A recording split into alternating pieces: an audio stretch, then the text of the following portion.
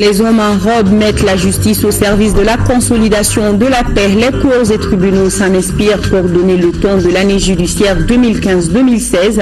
L'audience solennelle de la rentrée des cours et tribunaux, c'était ce matin sous la houlette du président du Conseil supérieur de la magistrature, le chef de l'État, Ibrahim Boubacar Keïta. La paix, rien que la paix dans un Mali sécurisé, c'est la profonde aspiration des Maliens et des autorités. Le Premier ministre et les membres du gouvernement s'y attellent à tour de rôle. Ils rencontrent la Troïka, les partenaires techniques et financiers et les ambassadeurs accrédités au Mali pour en parler. Le Mali, il en est question à Monaco où se tient la 8e édition du Forum international Peace and Sport. La communauté mondiale des acteurs du sport et de la paix ont tous montré leur attachement à notre pays suite à cette étape douloureuse qu'il traverse. La première dame Keïta Aminata Maïga, aux côtés du prince Albert II de Monaco, disent non au terrorisme.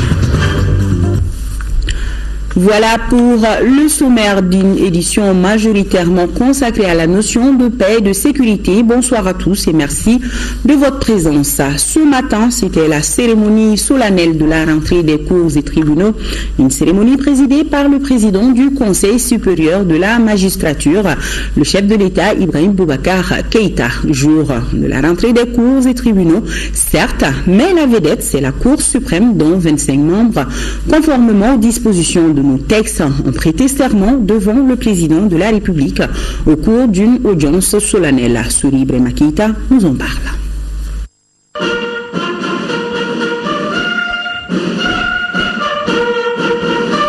Pour solennel, la cérémonie du jour consacrée à la grande famille judiciaire l'était à plus d'un titre. Silence radio du cimetière pré-événementiel, souvenir d'attentats oblige, exécution de l'hymne national.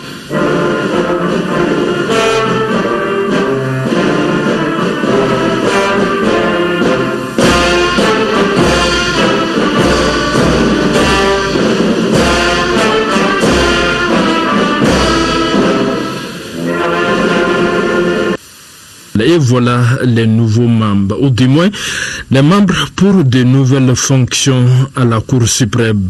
Ils sont 25 à prêter serment pour entrer en fonction. Veuillez venir à la barre et écouter attentivement, debout et découvert, la formule du serment. Je cite: « Je jure de bien et fidèlement remplir ma mission, de l'exercer en toute impartialité, dans le respect de la Constitution, d'observer le respect du secret professionnel, de ne prendre aucune position publique, de ne donner aucune consultation à titre privé sur les questions relevant de la compétence de la Cour suprême et de me conduire en tout comme un digne et loyal magistrat. » Monsieur Mamadou Sénégal, M. Bara Aliou Nakassé, Brahma Sébé, M. Mamadou Doumbia, M. Toutou Savaré, Monsieur Sidi Keïta, Monsieur Abou Daoud, M. Djouba Sissé, M. Boubaye Djibola, Jean-Louis Kouaké, M. Moubaye, M. Moussa Toumé. Nous avons toujours appris que ce sont les décisions de la Cour suprême qui servent de boussole aux juridictions inférieures. Mais nous sommes toujours vus surpris de voir que, à une même audience, pour deux affaires similaires, il s'opère un revirement de jurisprudence qui ne s'explique que par des contingences particulières. Alors, Monsieur le Président, une Cour suprême dont les décisions ne peuvent avoir une lecture linéaire inquiète. Nous sommes donc heureux à l'avance que ce parterre de magistrats de classe exceptionnelle, de connaissances universitaires certaines, changeront la donne. La confiance et l'estime ainsi placée en moi à travers cette nomination par les plus hautes autorités sauront m'inspirer dans l'accomplissement de ma mission. Soyez-en vivement remerciés Excellence, Monsieur le Président de la République, je m'engage à honorer celle-ci en posant quotidiennement des actes conformément à l'esprit et la lettre de mon serment. L'avocat général a égrené un chapelet de critères qualité, ceux qui vont au-delà de la seule expérience vécue, pour démontrer que désormais à la Cour suprême, et grâce à une volonté politique affichée, c'est l'homme qu'il faut à la place du même nom. C'est donc parti pour cette année judiciaire 2015-2016. Le thème de l'événement, le rôle de la justice dans la consolidation de la paix. Le chef de l'État a donné quitus aux hommes en robe quant à leur indépendance et leurs conditions dignes pour l'exécution de leur travail, notamment dans le domaine de la lutte anti-corruption. On l'écoute. Je suis étonné, moi, qu'ayant superbement décrété l'année 2014, année de lutte contre la corruption, ayant défait auprès de vous près de 200 dossiers, sinon plus, que d'autres cas soient survenus également, dont on me dit que l'instruction est achevée depuis des mois, qu'aucun de ces cas n'est prospéré jusqu'à jugement. Je m'interroge, calmement, sereinement. La justice est et sera notre œuvre à tous. Dans la clarté et la transparence, je m'honore qu'en tant que président du Conseil supérieur de la magistrature, je puisse regarder chacune et chacun d'entre vous droit dans les yeux et droit dans mes bottes, n'en ayant jamais sollicité aucun pour une attention particulière à un dossier qui serait en contradiction avec mon serment. Tel est mon sens de l'honneur et de ma dignité. Tel est ma conception de mon rôle de chef de l'État. Dès lors, il vous est loisible de mener votre art avec les compétences qui vous sont reconnues et qui sont réelles. La détermination également et l'intégrité parfaite qui serait attendue de vous. Notre pays est à la croisée des chemins. Période difficile, délicate. Pourquoi nous parlons de justice transitionnelle? C'est la transition. Des faits de l'horreur indicible ont été commis. Il n'est pas facile de pardonner, il n'est pas facile de passer, de tourner la page. Pour autant, monsieur le rapporteur, vous nous avez incliné à savoir là aussi, pardon observé, pour aller plus loin. Je voudrais encore vous rassurer du souci qui est le mien, de faire en sorte que chaque magistrat du Mali, chaque avocat du Mali, tout acteur qui concourt à la justice dans ce pays, se sente parfaitement à l'aise dans son rôle pour les magistrats. Je l'ai dit, je ne cultiverai jamais la démagogie, j'en sais le ridicule. Et j'ai peur de ridicule. Tout homme qui a un temps soit peu souci de culture, s'en détourne comme de la peste. Elle fait de vous un idiot heureux. Ce que je repousse de toutes mes forces. Donc pas de démagogie. Simple conviction que quand je vais quelque part, que je vois le triste état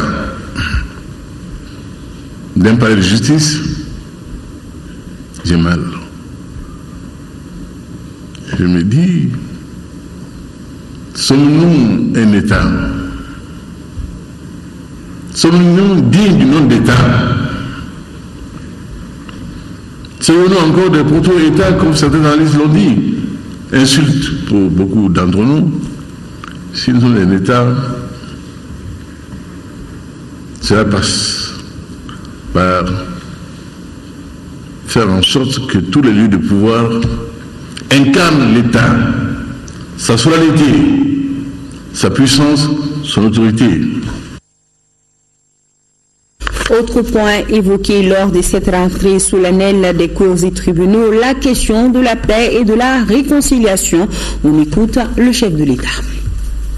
Nous avons, conformément à l'accord de paix et pour la réconciliation au Mali, mis en place une commission vérité,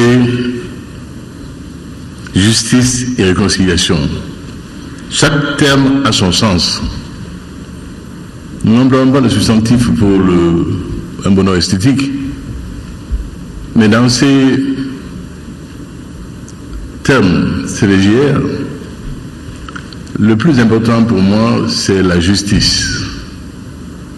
Il ne saurait y avoir de paix, encore moins de réconciliation, sans justice. Cela est inconcevable. Dès lors, la phase où nous sommes est une phase où vous aurez les unes, les uns et les autres à exercer votre art avec discernement, avec rigueur, avec compétence, toujours, pour que notre pays gagne la paix, gagne le combat de la paix, mais gagne surtout le combat de la justice. Quand tous ceux ayant droit auront été remis dans leurs droits. Cela est requis, cela est incontournable. Et vous avez fort opportunément rappelé des événements récents, notamment en l'hôtel Radisson Blu. Et je voudrais féliciter le pôle chargé de la lutte antiterroriste.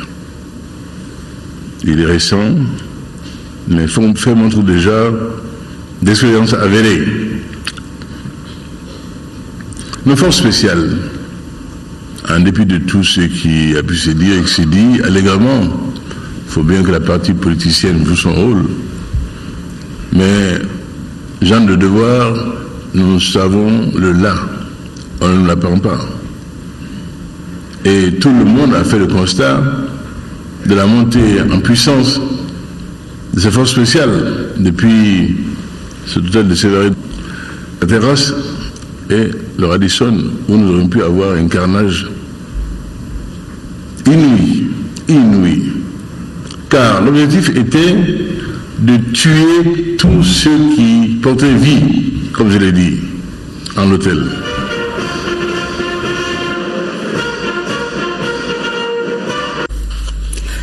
À retrouver le reportage complet de cette cérémonie de rentrée solennelle des cours et tribunaux dans nos éditions de demain avec Sori Ibrahima Keïta. Et nous avons ce communiqué, le ministre de la Justice et des Droits de l'Homme, garde des Sceaux, convie en réunion demain, vendredi 27 novembre 2015, dans la salle de conférence de la Direction nationale de l'administration de la justice à Banakabougou, les chefs de juridiction et de parquet de 9h à 11h, procureurs généraux et procureurs de la République, de 15h à 17h, premier président des cours d'appel, président des tribunaux, président des chambres d'accusation, président des tribunaux administratifs et commissaire du gouvernement. Compte tenu de l'importance de l'ordre du jour, la présence de tous est vivement souhaitée. Où en sommes-nous des derniers événements survenus dans notre pays? Qu'est-ce qui a été fait et qu'est-ce qui reste à faire? Surtout, comment renforcer davantage la sécurité? Voilà quelques questions soulevées lors de la rencontre du Premier ministre Modibo Keïta avec la Troïka, les partenaires techniques et financiers BTF, qui n'ont pas manqué de réaffirmer leur soutien à notre pays pour venir à bout du terrorisme. Le point avec Khadija Toukouni. Le chef du gouvernement a rencontré la Troïka plusieurs fois. Des réunions qui permettent au gouvernement et ses partenaires d'échanger sur des questions d'intérêt commun. Celle de ce jeudi portait essentiellement sur la problématique de la sécurité au Mali. Modibo Keïta et ses interlocuteurs ont longuement discuté afin de trouver des solutions idoines. Ça a été l'occasion pour les partenaires techniques et financiers de redire leur disponibilité pour aider le Mali. On a pu noter tous la rapidité, l'efficacité des forces spéciales maliennes qui ont fait un travail extraordinaire et la direction remarquable par le ministre de la Sécurité de toutes ces opérations. On a pu remarquer tout ça. Cette armée malienne, d'abord, elle ne ressemble plus du tout à l'armée d'il y a ne serait-ce que 2 ans. C'est une armée qui est efficace maintenant, c'est une armée qui est entraînée, qui est formée, qui est dirigée. Et quant à la police et la gendarmerie malienne, on voit bien la montée en puissance. Franchement, le travail du PIGN a été exceptionnel. Donc, raison de plus pour aider nos frères et amis maliens, raison de plus pour aider tous ces soldats qui ont fait preuve de beaucoup de courage. Et donc, moi, ce qu'on a dit modestement au ministre de la Sécurité, c'est quels sont vos besoins, tout simplement. Comment est-ce qu'on peut aider? Quels sont vos besoins? C'est vrai que la forte progression de l'armée malienne, elle a été largement aidée par EUTM, par la MINUSMA, mais beaucoup par EUTM. Et donc, il n'y a pas de raison que la RSS, cette revue générale de sécurité, et puis ce que décidera le Mali, il n'y a aucune raison pour que ce ne soit pas accompagné, bien au contraire, par la communauté internationale. Vous savez, le danger est le même. L'ennemi est le même et donc il faut nous unir. En plus de la sécurité, d'autres sujets ont été abordés, à savoir la gestion des finances publiques et le partenariat public-privé. L'idée, bien sûr, c'est que, au-delà des budgets des États qui sont forcément limités, il existe d'autres solutions. C'est le partenariat public-privé où à la fois la puissance publique et les opérateurs privés se mettent ensemble pour réaliser un projet qui en général est un grand projet d'infrastructure. Au nom de tous les partenaires, Jules Huberson a rendu un hommage aux victimes de l'attentat du 20 novembre de l'hôtel Radisson. Le ministre des Affaires étrangères monte lui aussi au créneau. Abdoulaye Diop a tenu ce matin une rencontre avec les ambassadeurs accrédités au Mali. Objectif, faire le point de la situation sécuritaire et l'état d'évaluation des enquêtes suite à l'attaque terroriste de vendredi dernier. Baouda Silikidjara, reportage. D'urgence au ministère des Affaires étrangères. La diplomatie malienne reste toujours active après l'attentat meurtrier du vendredi dernier contre l'hôtel Radisson. 3 ministres étaient face au corps diplomatique à huis clos ce jeudi pour leur expliquer la situation sécuritaire de notre pays et l'état d'évolution des enquêtes. On a procédé à un échange de vues, comme ils viennent de vous dire, dans un esprit très franc et ouvert. Sur tous les problèmes qu'a occasionné cette attaque de vendredi dernier. On a été informé sur la création d'une cellule de crise du gouvernement, un point focal au ministère des Affaires étrangères. Et un certain nombre d'informations très utiles ont été fournies par le ministre de la Sécurité. C'était vraiment un bon échange de vues pour éviter ce genre de situation à l'avenir et pour gérer éventuellement si ça devait se produire, ce que nous ne souhaitons nullement. C'est pourquoi la sécurité sera fortement renforcée dans tous les hôtels. Des enseignements sont attirés de cette rencontre car aucun pays n'est à l'abri des attaques de ce genre. Il faut donc une synergie d'action. Nous en sommes partis avec quelques éléments réconfortants. D'abord, les partenaires ont salué la rapidité de la réaction des forces maliennes, le leadership dont a fait preuve le ministère de la Sécurité et l'ensemble des forces de sécurité pour la gestion de cette crise, ce qui a permis de sauver des vies humaines, mais aussi ils ont salué l'engagement des autorités de façon générale pour la gestion de cette crise et notre ouverture pour partager toutes les informations. Et nous en sommes aussi partis avec un engagement plus fort de nos amis étrangers de continuer à vivre avec nous, de continuer à apporter leur appui au pays et à renforcer l'appui en particulier dans le domaine de la défense. Les discussions que nous avons eues nous ont permis de rassurer nos partenaires, de leur présenter nos condoléances de leur dire combien nous sommes touchés, nous-mêmes, par ce qui leur est arrivé. Nous ressentons la même chose que les familles et les pays qui ont perdu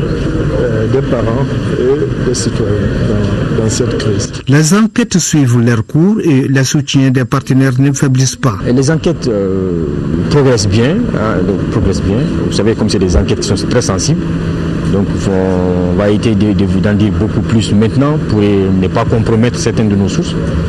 Mais nous bénéficions également de l'accompagnement de toute la communauté internationale avec des moyens techniques de dernière génération. Et nous avons également déjà procédé à quelques interpellations. Auparavant, une minute de silence a été observée en la mémoire de tous ceux qui ont perdu la vie dans le monde entier suite à des attaques terroristes. Suite donc à l'attaque terroriste de l'hôtel Radisson Blu de Bamako, l'ambassadeur du Mali à Ankara, Birahim Soumaré, a accordé des interviews à des chaînes de télévision turques pour expliquer l'évolution de l'événement. L'ambassadeur a aussi ouvert un livre de condoléances dans lequel plusieurs autorités nationales turques, les missions diplomatiques et consulaires accréditées en Turquie et les opérateurs économiques ont tour à tour présenté leurs condoléances au gouvernement et au peuple malien. L'ambassadeur du Mali à Ankara, Birahim Soumaré, qui a accordé des interviews à des chaînes de télévision turques pour expliquer l'évolution de l'événement. De la sécurité et de la protection civile, lui, était devant les élus de la nation. Le colonel-major Salif Traoré devait répondre aux interrogations du député élu en commune 2 du district de Bamako, Karim Keita. Interrogations basées essentiellement sur l'attaque terroriste contre l'hôtel Radisson Blu et surtout la stratégie mise en place par le gouvernement pour faire face au terrorisme. Retour sur cette séance de questions orales avec Brahma Traoré. Le député Karim Keita a posé une quinzaine de questions au ministre en charge de la sécurité, le colonel-major Salif Traoré. L'élu en commune 2 du district de Bamako a d'abord voulu savoir ce qui s'est réellement passé ce 20 novembre 2015 à l'hôtel Radisson Blu. Raison invoquée, l'attaque terroriste contre cet établissement hôtelier fait l'objet de beaucoup d'interprétations. Sur le bilan, par exemple, certaines sources évoquent une vingtaine de victimes, d'autres une trentaine. Éclairage du ministre Salif Traoré. Malheureusement, il y a eu en tout donc 20 victimes plus les 2 terroristes. En termes de blessés, nous en avons enregistré 9, dont 3 policiers légèrement et 2 gendarmes. Aucun blessé n'a de pronostic vital engagé. Le Mali est-il doté d'une stratégie et surtout d'un plan d'action concrète pour lutter contre le terrorisme? La réponse du ministre de la Sécurité est affirmative. Le colonel-major Salif Traoré va plus loin en détaillant la dite stratégie. Et cette stratégie prévoit 3 fonctions stratégiques, en particulier l'anticipation, la protection et l'intervention. L'anticipation, c'est juste tout ce qu'il faut chercher comme information transformée en renseignement et qui permettent aux forces d'agir pour empêcher des choses. La protection et l'intervention se rejoignent parce que quand il y a un événement comme ce fut le cas l'autre jour, l'objectif c'est de protéger les Maliens et leurs biens et d'intervenir pour mettre un terme à ce qui peut causer cette rupture. Le député élu en commune 2 juge aussi insuffisante la communication du gouvernement sur le terrorisme. Pourtant, un minimum d'informations garantirait un sentiment de sécurité et d'appropriation de la question selon Karim Keita. Le ministre Salif Traoré dit prendre acte. Je pense qu'il n'est jamais trop tard pour bien faire. Nous avons mis en place des centres de communication et nous sommes en train de tisser vraiment un partenariat avec la presse pour pouvoir informer vous-même, le reste de la population, la communauté internationale sur ce qui se passe chez nous. Et à chaque fois, on vous donnera l'information tant qu'elle ne compromet pas une enquête en cours. Je remercie le ministre pour ses réponses. Je crois que moi, à mon niveau personnel, j'ai été plus qu'édifié. Je tiens, Monsieur le Président, à féliciter nos forces de défense et de sécurité pour leur bravoure. Et Monsieur le Ministre, nous sommes aussi fiers de vous. Votre promptitude et le fait que vous ayez été vous-même en personne sur le terrain, nous en sommes très fiers. Monsieur le Président, Je n'ai pas d'autres questions. Une séance de questions orales censée durer 60 minutes s'achève ainsi. Le ministre de la Sécurité et les députés élus en commune D se sont donc compris. Merci Bourama Traoré. Et nous avons ce communiqué de l'Assemblée nationale le mercredi 25 novembre 2015.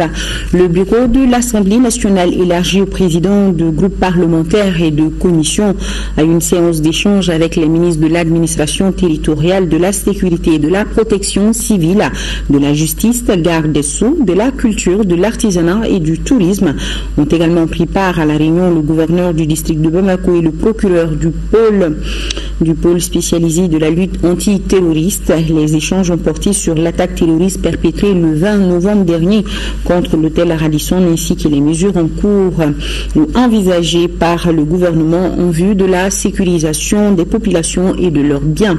À la fin de la rencontre, le président de l'Assemblée nationale, l'honorable Issaka Sidibé, a félicité le gouvernement pour la gestion sereine et rigoureuse de la crise, de même que nos forces de défense et de sécurité pour leur professionnalisme tout au long de l'intervention pour la neutralisation des terroristes. 8e édition du Forum international Peace and Sport. Ça se déroule à Monaco. La communauté mondiale des acteurs du sport et de la paix est réunie pour apporter leur contribution à la recherche de la paix par le sport. Parmi eux, notre première dame, Keita Aminata Maïga. La cérémonie d'ouverture des travaux était présidée par le prince Albert II de Monaco. C'est ce qui nous signale Dei Sissoko et Adama Kamara. La paix est en danger. Comment le sport peut-il l'aider? C'est le thème de cette 8e édition du Forum international Peace and Sport de Monaco. Un thème qui s'impose de lui-même dans un contexte de plus en plus marqué par la multiplication des actes terroristes, des conflits locaux, entre autres. Dans un tel contexte, la diversité du mouvement de la paix par le sport peut apporter une contribution utile et lancer des actions concertées et efficaces. C'est du moins la conviction profonde des participants qui ont tous eu une pensée pour le Mali qui vient de vivre une prise d'otage meurtrière. J'éprouve un immense plaisir à vous accueillir ici en Principauté de Monaco pour la 8e édition du Forum international Peace and Sport. Toutefois, mon état d'esprit, comme le vôtre, sans aucun doute, est à la tristesse en raison des dramatiques événements qui ont touché le pays voisin et ami, la France, et aussi le Mali, avec lequel la Principauté partage une communauté de destin. Ces effroyables événements sont aux antipodes des valeurs auxquelles nous sommes attachés et que véhicule le sport. Le sport a une capacité unique et extraordinaire de rassemblement des peuples, des communautés qui ont connu une situation de tension extrême, des populations ayant subi des conflits dramatiques. Cette attitude s'opère à tous les niveaux d'une société. Le sport a pu également apporter sa contribution à l'établissement et au maintien de la paix dans certaines régions du monde. Comme tous les peuples, le peuple gabonais se tient aux côtés du peuple malien dans ces moments de malheur. Le sport peut apporter une contribution significative à la paix et à la stabilité du monde. Chacun aura un mot d'encouragement pour le Mali en particulier et tous les pays touchés par le terrorisme en général. Pour Keita Aminata Maïga, ému par l'attachement affiché par les uns et les autres pour son pays, le sport est une voie sûre vers la paix. Nous savons que la barbarie recrute dans les couches pauvres, analphabètes, endoctrine des enfants incapables de discernement, à l'instar de ceux qui commirent le massacre odieux, dont l'hôtel Radisson Blu de Bamako a été le théâtre. Le sport, par son caractère rassembleur, constitue un vrai outil de dialogue intercommunautaire et de réconciliation. Pour symboliser leur engagement à passer par le sport pour gagner la paix, la première dame, le prince Albert II de Monaco et tous les participants ont marché symboliquement pour la paix aux couleurs de la paix, l'écharpe et le carton blanc pour dire stop aux violences.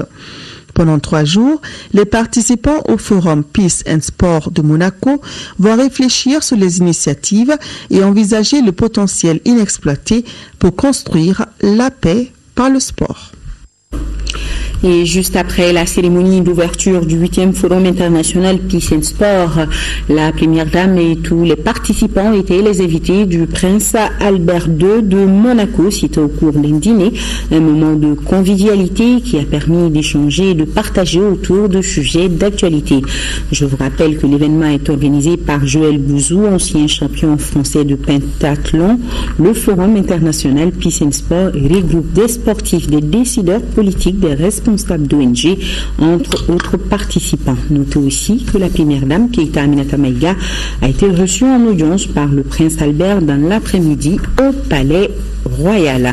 Une occasion pour le prince de réitérer son soutien au Mali dans les moments difficiles qu'il traverse. Dans 4 jours débutera au Mali le mois de la lutte contre le sida. Le président du Conseil économique, social et culturel, Boulkassou Maïdara, est le parrain de la 4e semaine de ce mois, une semaine consacrée à la promotion des droits humains.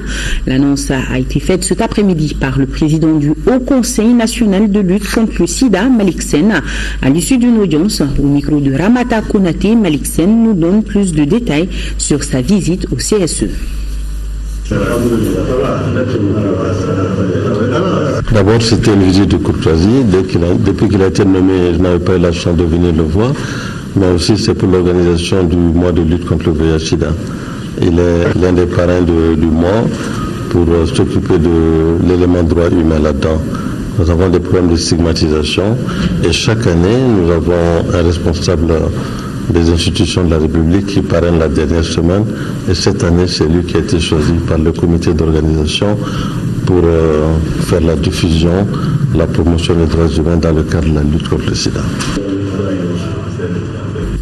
Séance de travail entre le ministre de l'Aménagement du territoire et de la population et le Fonds des Nations Unies pour la population. Le reportage est signé Nounou Sissoko. Le Fonds des Nations Unies pour la population UNFPA appuie le ministère de l'Aménagement du territoire et de la population à travers des programmes et projets. Cet appui va se poursuivre avec l'ouverture de nouveaux chantiers. Premièrement, ça sera le lancement de la situation du rapport sur la population et qui prendra cette année en compte les questions des jeunes et des adolescentes en situation humanitaire et en situation d'urgence.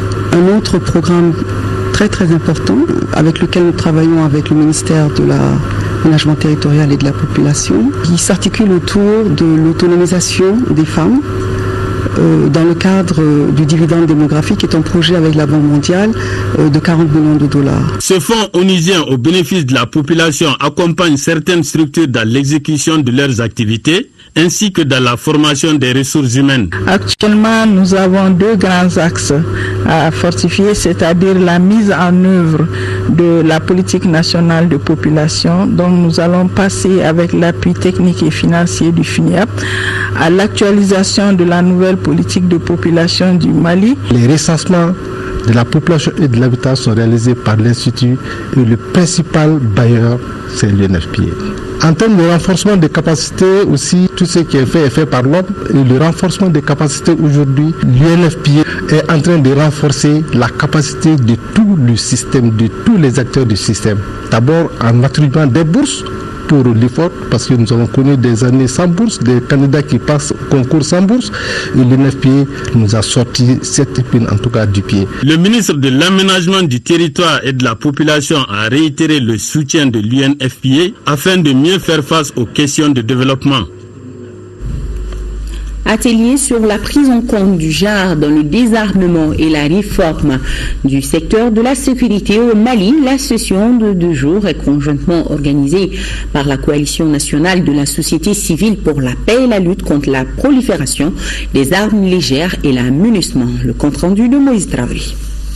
Le Mali entre dans la phase de mise en œuvre de l'accord de paix et de réconciliation signé les 15 mai et 20 juin 2015. Cela doit se concrétiser avec au moins 2 processus. Il s'agit du désarmement, démobilisation et réintégration DDR et de la réforme du secteur de la sécurité RS. Au cours de cet atelier de 2 jours, il est procédé d'abord à la familiarisation avec les concepts DDR et RS avant l'identification des possibilités d'implication des femmes dans les 2 processus. L'économiste indien Amartya Singh, prix Nobel de la paix, a démontré il y a quelques années qu'un pays qui met à l'écart ses femmes perd 50% de son produit national brut. Vous avez une personne qui travaille pour 2 qui consomment, mathématiquement. Et on a vu que dans tous les conflits passés, les femmes ont payé le plus lourd tribut. D'abord, en tant que victime directe, en tant que mère des victimes, en tant que femme des victimes, en tant que sœur des victimes. Donc elles sont touchées 4 fois. Le désarmement et la réintégration des ex-combattants est à l'ordre du jour, tout comme la réintégration des femmes membres des anciens groupes armés. L'accent mis sur la sécurité des personnes s'explique par la conviction que seule la sécurité des peuples peut garantir la sécurité durable des États. Les participants sont une 50aine de membres d'organisations féminines maliennes et de représentants des forces de défense et de sécurité. Le cabinet Kumba Tamboura du Mali et Cognitique France se donne désormais la main pour la vulgarisation de la gamme Fédérative au Mali. Il s'agit d'un nouvel outil informatique spécifique pour la gestion comptable. Pour plus de précision, écoutons le directeur chargé du développement de la société Cognitique. Il est au micro de Abdraman Maïga. L'objet de notre présence ici, c'est de renforcer les liens que nous avons avec le cabinet comptable Kumba Tamboura et la société Cognitique. La société Kumba Tamboura est devenue donc notre représentant et distributeur ici, et nous sommes présents pour renforcer nos liens et pour faire profiter tout le monde de notre savoir-faire en Afrique et puis de notre savoir-faire en termes de logiciels, de gestion, et de faire profiter également tout le monde de la venue de Madame So, justement, de sa représentation locale et du fait que quelque part nous ayons ensemble constitué, à mon avis, une solution qui fonctionne très bien. La solution, elle tourne autour de logiciels donc qui s'appelaient anciennement Chronos, Junon, Iris, Audicalc, qui ont évolué, qui sont maintenant la gamme Fédérative des produits cognitiques. Ce sont des produits donc de comptabilité, de paye, de facturation, de gestion des stocks.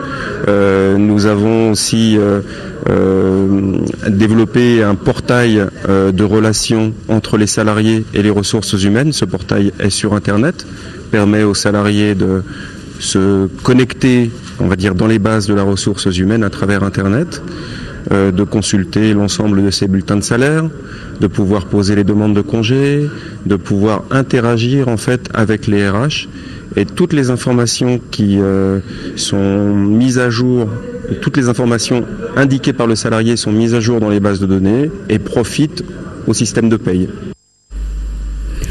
Le projet Initiative Pauvreté Environnement incite les collectivités territoriales des zones d'intervention d'intégrer les changements climatiques dans leur programme de développement économique, social et culturel. La question était au centre d'une rencontre organisée à l'intention des acteurs de la décentralisation de la commune de Sido dans le cercle de Bougouni. Envoyé spécial à Bougouni, Julie Magandiabate et Agibou Koulibaly.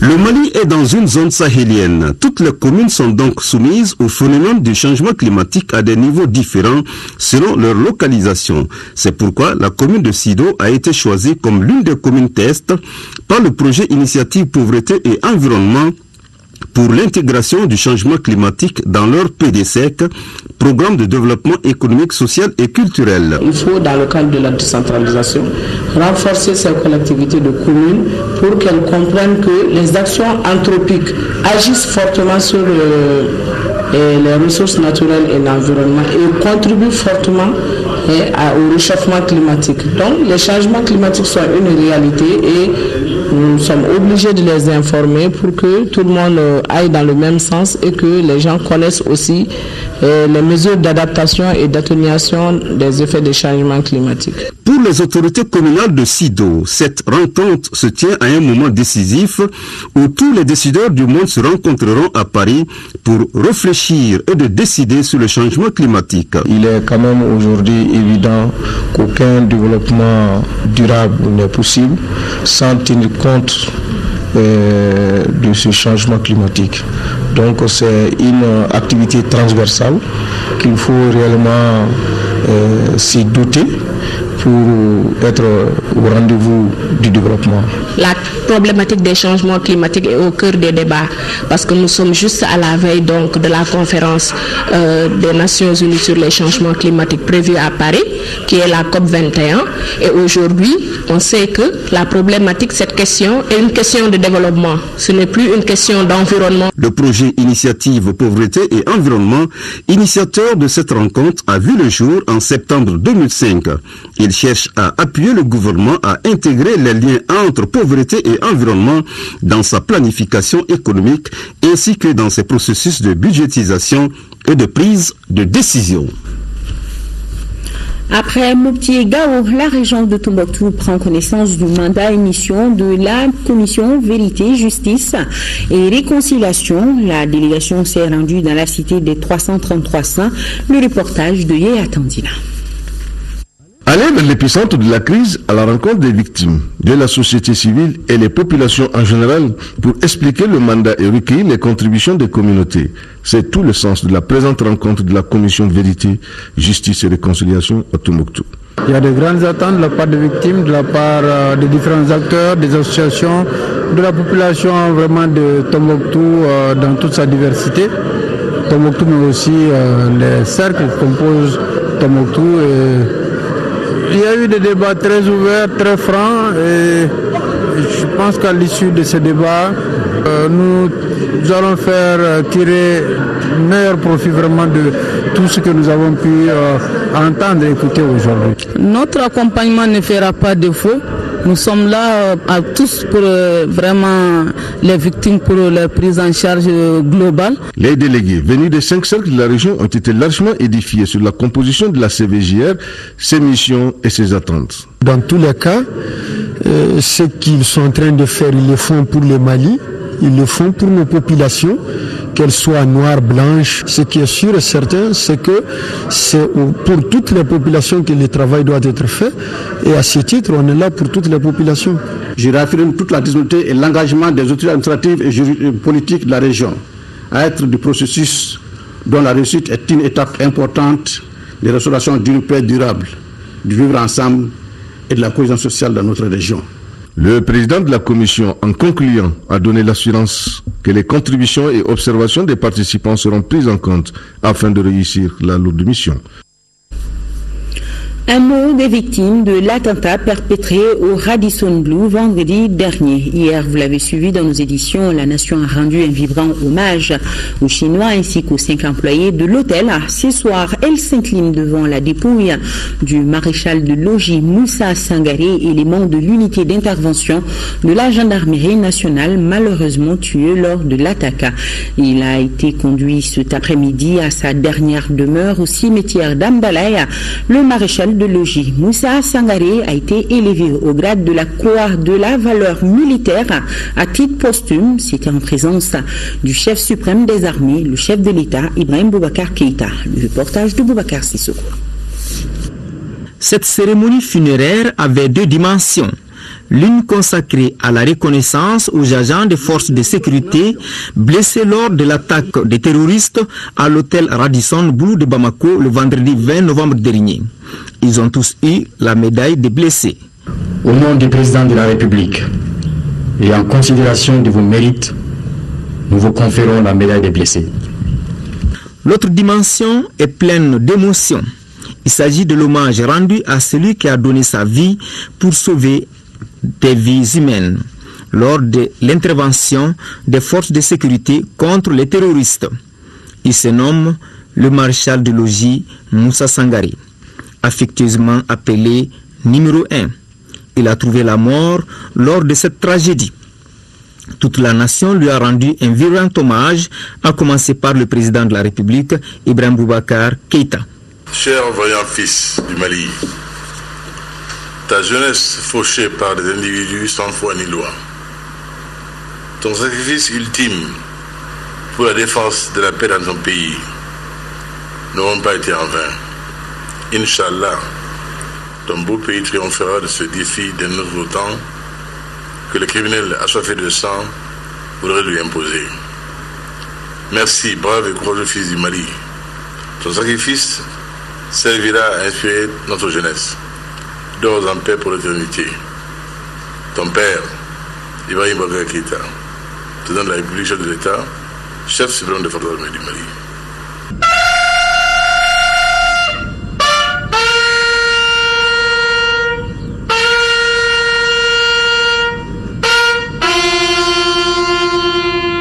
Les chefs hiérarchiques du jeune gendarme de 24 ans n'ont pas tari de l'éloge.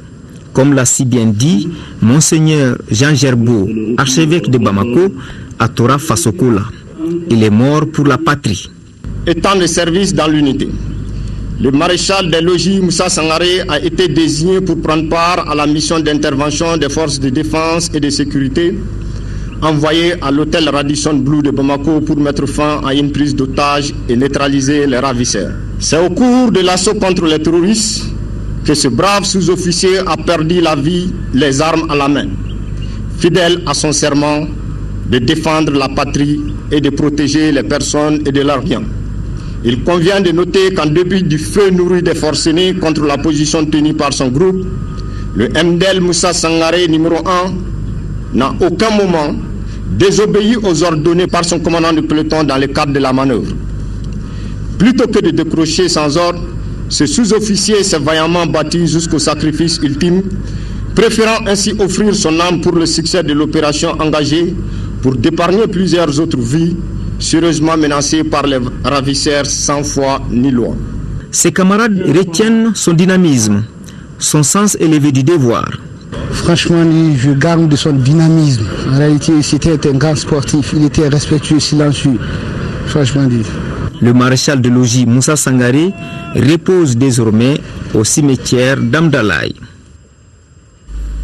Que son âme repose en paix. Amen. Au chapitre des messages de soutien par rapport à l'attentat du Radisson, nous avons ce soir pour l'ambassade de la République de Djibouti en Éthiopie, représentation permanente auprès de l'Union africaine et de la Commission économique pour l'Afrique, le président de la République bolivarienne du Venezuela, la République de Djibouti, le collectif des chefs de quartier de la commune 1 du district de Bamako et le collectif des associations de développement du Sahel occidental, l'association des commerçants ambulants du Mali, le Conseil national des personnes âgées du Mali, le secrétaire général de l'Union parlementaire des États membres de l'OCI, l'association des bâtisseurs de la nation, l'amicale des anciens ambassadeurs et consuls généraux, l'association pour le progrès et le développement de la jeunesse de Logo Saboussiré à Bamako, le forum des organisations de la société civile de l'Afrique de l'Ouest, plateforme nationale du Mali, tous condamnent avec la dernière rigueur l'attentat du Radisson Blu de Bamako, saluent la bravoure de nos forces de sécurité ainsi que des forces étrangères, invitent le gouvernement à poursuivre ses efforts de redynamisation de nos forces de défense, exhortent le peuple malien de rester fort et vigilant, présentent leurs condoléances les plus attristées aux familles des victimes, souhaitent prompt rétablissement aux blessés. À Gao, l'ONG Vibon vient d'initier une rencontre avec les acteurs des communes bénéficiaires du programme de reconstruction socio-économique de réintégration des populations réfugiées et de la prévention de nouveaux conflits dans les régions frontalières du Nord, Mali, Niger.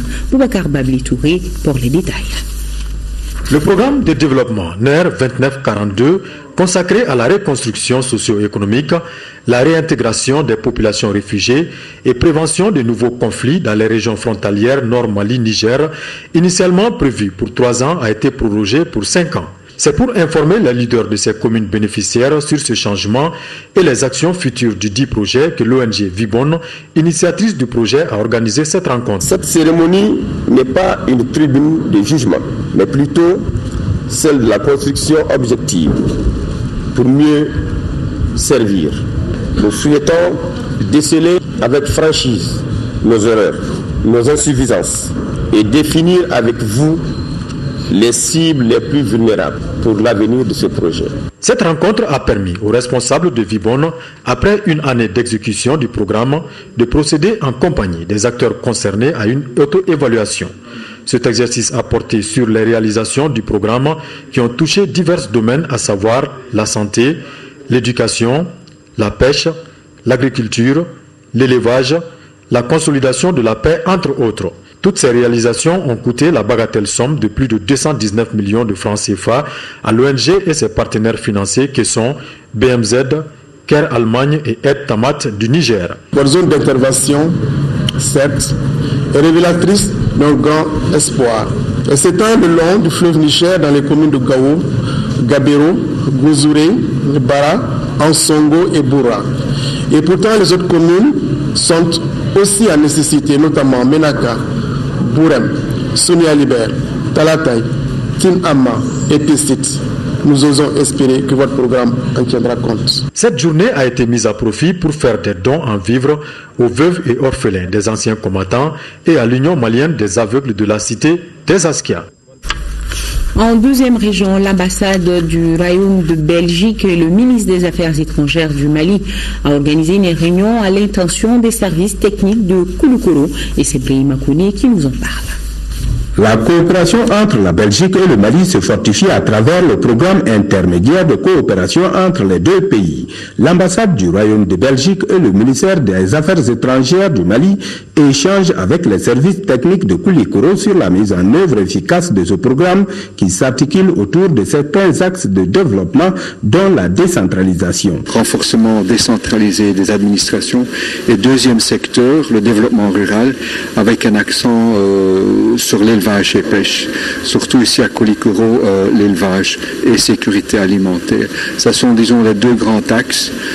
Nous proposons que le gouvernement local aussi attache d'importance au genre, qui est très important pour nous, pour la Belgique, mais aussi pour le Mali, nous le savons, et aussi un souci pour les ressources naturelles. La Belgique, à travers ce nouveau programme, veut se focaliser davantage sur la région de Koulikoro, en créant une certaine synergie entre les projets déjà existants. Ils veulent que les acteurs bénéficient directement du renforcement des capacités. Koulikoro est une zone de forte concentration de la coopération Mali-Belgique. Ce facteur favorise le développement de la région à travers la décentralisation et la lutte contre l'insécurité alimentaire. World Vision et la Fondation Aga Khan ont procédé à la tenue de la 3e session du comité régional d'orientation du projet d'amélioration de l'accès aux services d'éducation de qualité. Et on fait le point avec Aminata Touré. Cette 3e session du comité d'orientation régional du projet d'amélioration de l'accès aux services d'éducation de qualité PASEC-Mopti se veut un cadre d'échange entre les acteurs impliqués dans la mise en œuvre du projet. Il s'agit pour les acteurs d'analyser et de formuler des ajustements sur les rapports et les planifications des activités du projet en vue d'améliorer sa performance. Le PASEC est un projet qui vient en appui aux immenses efforts consentis par le gouvernement du Mali à travers son ministère de l'Éducation et ses différents démembrements au niveau régional et local. Sa réussite dépendra du niveau d'implication et d'engagement des différents acteurs concernés. Je peux affirmer aujourd'hui que le projet PASEC, qui intervient dans les 3 caps de Djéné, Mopti et Sofara dans notre académie, a atteint présentement sa vitesse de croisière. Les différentes présentations ont permis aux uns ou aux autres d'être mieux vérifiés sur les progrès réalisés au cours du 2e semestre 2015 et le plan d'action de l'année 2016. À travers ces 3 composantes, axées sur la qualité, l'accès et le maintien et la gouvernance, PASEC vient sans nul doute en soutien au plan intérimaire de l'éducation et par là au renforcement des acquis du PRODEC. Le PASEC est une initiative d'amélioration de la qualité des enseignements, apprentissage au préscolaire et primaire, financé par le gouvernement canadien. Il est mis en œuvre par un consortium d'ONG internationales dont World Vision et la Fondation Aga Khan pour la région de Mopti. Nous voilà à la fin de ce journal. C'était un réel plaisir de vous le présenter tout à l'heure. Le JT des formations avec Mohamed Ould Mamouni. Demain, 10h, 13h, retrouvez Khadija Toukone et Aoui Touré prendra le relais dans les éditions du soir. Je vous souhaite une excellente nuit. Grand merci à nos téléspectateurs de Sanga, Kourou et Badjangara.